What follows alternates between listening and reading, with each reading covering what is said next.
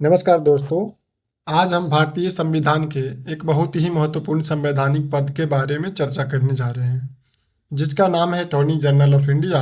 अक्सर परीक्षाओं में इससे प्रश्न पूछे जाते हैं, लेकिन उससे भी अधिक महत्वपूर्ण बात यह है कि पद यह पद भारत सरकार के कानूनी ढांचे में एक केंद्रीय भूमिका निभाता है। सबसे पहले एक छोटी सी स्थिति की कल्पना कीजिए। मान लीजिए कि केंद्र सरकार कोई नया कानून बनाती है और उस कानून को सुप्रीम कोर्ट में चुनौती दे दी जाती है। अब प्रश्न यह उठता है कि सरकार की ओर से कानूनी सलाहकार बनकर कौन जाएगा, सरकार का पक्ष अदालत में कौन रखेगा। यहीं पर अटॉर्नी जनरल की भूमिका शुरू होती है।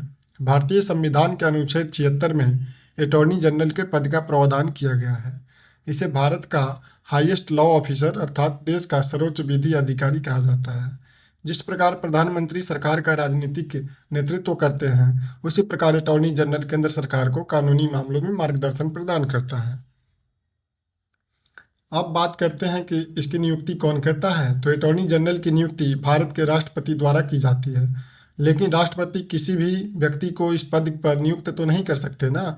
जिस व्यक्ति में सुप्रीम कोर्ट के न्यायाधीश बनने की योग्यता हो, वह अटॉर्नी जनरल बन सकता है। इसका अर्थ है कि वह भारत का नागरिक होना चाहिए और या तो किसी उच्च न्यायालय का न्यायाधीश कम से कम 5 वर्षों तक रहा हो, या किसी उच्च न्यायालय में 10 वर्षों तक अधिवक्ता के रूप में कार्य किया हो।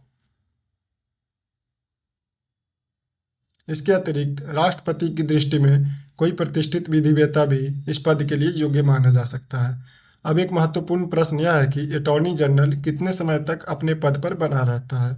संविधान इसके लिए कोई निश्चित कार्यकाल निर्धारित नहीं करता। वह राष्ट्रपति के प्रसाद पर्यंत अर्थात प्लेजर ऑफ द प्रेसिडेंट तक अपने पद पर बना रहता है। इसलिए राष्ट्रपति चाहे तो उसे पद से हटा सकते हैं और अटॉर्नी जनरल स्वयं भी अपनी इस्तीफा राष्ट्रपति को सौंप सकता है। इसी प्रकार उसका वेतन भी संविधान में निर्धारित नहीं है। उसका पारिश्रमिक राष्ट्रपति द्वारा तय किया जाता है। अब आते हैं इसके कार्यों पर। अटॉर्नी जनरल का सबसे महत्वपूर्ण कार्य केंद्र सरकार को कानूनी सलाह देना है। जब भी सरकार किसी संवैधानिक या कानूनी प्रश्न का सामना करती है, तो अटॉर्नी जनरल उसकी सहायता करता है। इसके अतिरिक्त राष्ट्रपति द्वारा सौंपे गए कानूनी कार्यों का निर्वहन करना तथा संविधान और अन्य कानूनों के अंतर्गत दिए गए दायित्व को पूरा करना भी इसकी जिम्मेदारी होती है। यहाँ एक और महत्वपूर्ण तथ्य समझना आवश्यक है। संविधान के अनुच्छेद 143 में राष्ट्रपति किसी महत्वपूर्ण कानूनी प्रश्न का सुप्रीम कोर्ट से सलाह मांग सकता है। इसे प्रेसिडेंशियल डिफरेंस कहा जाता है। ऐसी स्थिति में अटॉर्नी जनरल भारत सरकार का पक्ष सुप्रीम कोर्ट के समक्ष प्रस्तुत करता है। अटॉर्नी जनरल को कुछ विशेष अधिकार भी दिए गए हैं। उसे भारत के किसी भी न्यायालय में उपस्थित होने का अधिकार होता है, चाहे मामला सुप्रीम कोर्ट का हो या किसी अन्य न्यायालय का हो। वह सरकार का प्रतिनिधित्व कर सकता है। इसके अतिरिक्त अनुच्छेद 88 में अटॉर्नी जनरल को संसद में विशेष अधिकार प्रदान करता है।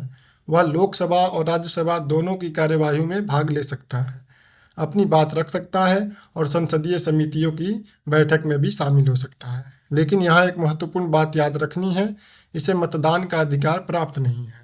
इसलिए इसे एक सरल ट्रिक से याद रख सकते हैं कि speak yes but vote no. अनुच्छेद 105 के तहत अटॉर्नी जनरल को संसद के सदस्यों के समान कुछ विशेष अधिकार और प्रतिरक्षाएं भी प्राप्त होती हैं, हालांकि वह संसद का सदस्य नहीं होता है। अब प्रश्न उठता है कि अटॉर्नी जनरल पर कोई प्रतिबंध भी तो लगाए गए हैं। उत्तर है हाँ। हितों को टकराव को रोकने के लिए कुछ सीमाएं निर्धारित की गई है। वह भारत सरकार के विरुद्ध मुकदमा नहीं लड़ सकता, सरकार के खिलाफ कानूनी सलाह नहीं दे सकता, सरकार के अनुमति के बिना किसी अभियुक्त का बचाव नहीं कर सकता और न ही सरकार की अनुमति के बिना किसी कंपनी का निदेशक बन सकता है।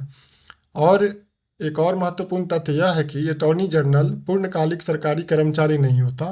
वह गवर्नमेंट सर्वेंट की श्रेणी में नहीं आता और सीमित रूप से निजी वकालत भी कर सकता है। कई विद्यार्थी अटॉर्नी जनरल और सॉलिसिटर जनरल को लेकर भ्रमित हो जाते हैं।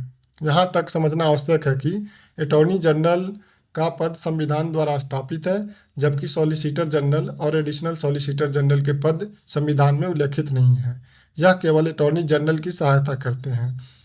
अब यदि हम राज्य स्तर पर जाएं तो वहाँ इसी प्रकार का एक पद मिलता है जिसे एडवोकेट जनरल कहा जाता है। भारतीय संविधान के अनुच्छेद 165 में एडवोकेट जनरल का प्रावधान किया गया है।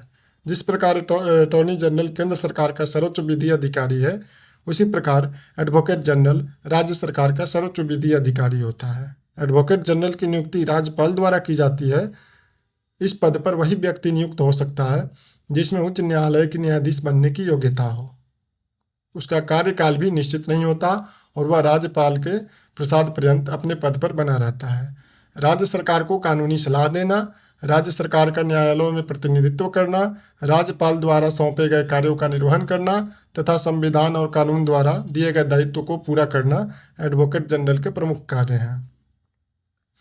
अनुच्छेद 177 के अनुसार एडवोकेट जनरल को राज्य विधानमंडल की कार्यवाही में भाग लेने और अपनी बात रखने का अधिकार प्राप्त है, लेकिन उसे भी मतदान का अधिकार नहीं होता।